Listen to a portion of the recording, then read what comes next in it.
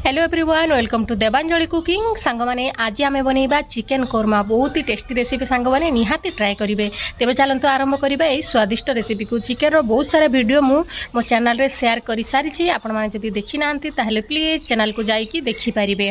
आहरी chicken रो अधिका recipe जदि आपको दरकार ताहले मते कमेंट बॉक्स रे निश्चय जनइबे, सेटा मु आपन सहित शेयर करी। चैनल सहित जोड़ी होकर रुहतु, चैनल को सब्सक्राइब कर दिंतु। तेज चलते देखी ना यही स्वादिष्ट वीडियो। देखो ये मु गोटे केजी चिकेन नहीं से अध कप दही देदबा। दही जगार आप लेंबू रस दे पारे। एवं देदबा अध चामच हलदी गुंड, तापर चिकेन को जी दरकार से लुण देदबा। एठी मु 2 चामच खंडे भिनेगार रखी सेटा को एथिरे देदबा। जदि भिनेगार नहीं तारे स्किप करें।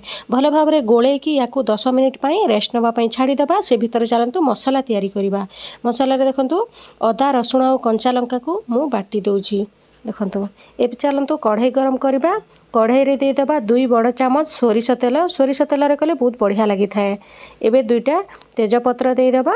तापरे कटा पियाज एथिरे देदबा। देखो मु गोटे बड़ बाउल रे गोटे बाउल पियाज नहीं या भाजी नबा। पियाज जी देबा टेस्टा से भल आसीबो। गोल्डन ब्राउन हबा पई देखंतु पियाजटा गोल्डन ब्राउन हो गलानी।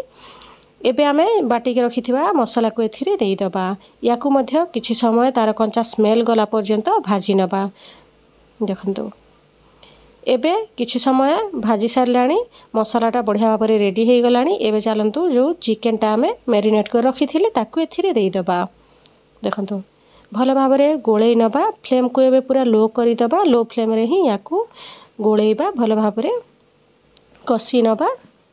एबे आमे किछि समय गोले सारला परे 3-4 मिनिट पाई लिड लगई नबा। देखंतु चलतु देखा 3-4 मिनिट खंडे हो गलानी। लिड खोलिकी देखंतु चिकेन रू केते सारा पानी बाहरी आइछि। याकू पूरा लो फ्लेम रे ही आपण एभलिया ये प्रोसेसटा पूरा लंबा प्रोसेस हम आपण लो फ्लेम रे ही करेंगे। तापर गोटे बड़ चामच देदबा काश्मीरी लंका गुंड सुंदर कलर पाई। तापर गोटे बड़ चामच देदबा चिकेन मसला जो गुंड मसला आसे ताकू एथिरे देदबा। बहुत ही बढ़िया फ्लेवर आसीबो।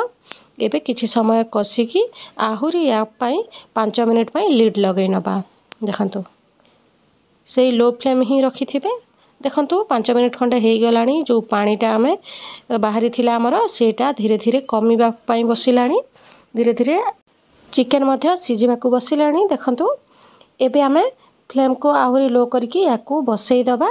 तापर देखो पानीटा पूरा सुखी गलानी। 2-4 मिनिट पर एबे आमे अध ग्लास खंडे पानी एथिरे देदबा। आपण बेसी जूस रखिबा पई चाहिए टिके अधिका देबे। मु किंतु जूस रखिबा पई चाहुनी सेति पई कम पानी देइछि। एबे टिके कसुरी मेथी देदबा। बढ़िया फ्लेवर आसीबो। जदि नाही ताले कोन करिवे स्किप मध्य करि पारिबे, किछि असुविधा नाही, किंतु देले बहुत भल लागि थाए। तापर एबे सिझिबा पई मांस को आहुरी 2 मिनिट लिड खोली नबा। देखंतु एबे आमे एथिरे देदबा गोटे बड़ चामच गरम मसला। मुझे घरे तैयारी गरम मसलार पाउडरटा देइछि। ए वीडियो मध्य आपनक सहित शेयर करी गरम मसलार। तापर देदबा टिके धनिया पत्र। एबे आमे लास्ट को देदबा एथिरे पूरा 2 चामच खंडे टमाटो सॉस। बहुत ही बढ़िया फ्लेवर आसीबा संग माने निहाती देबे। भल भाव में याकू गोळेई नबा। देखंतु केते शीघ्र आमर चिकेन कोरमाटा रेडी हो गला। घरे निहाती आपण माने बनांतु खांतु आ मते कमेंट बॉक्स रे निश्चय जणांतु केमिति लागिला। वीडियोटी को लास्ट पर्यंत देखिथिबारु बहुत बहुत धन्यवाद। आपनक सहित आहुरी चिकेन रो बेसी सारा रेसिपी आपनक सहित शेयर करिवि।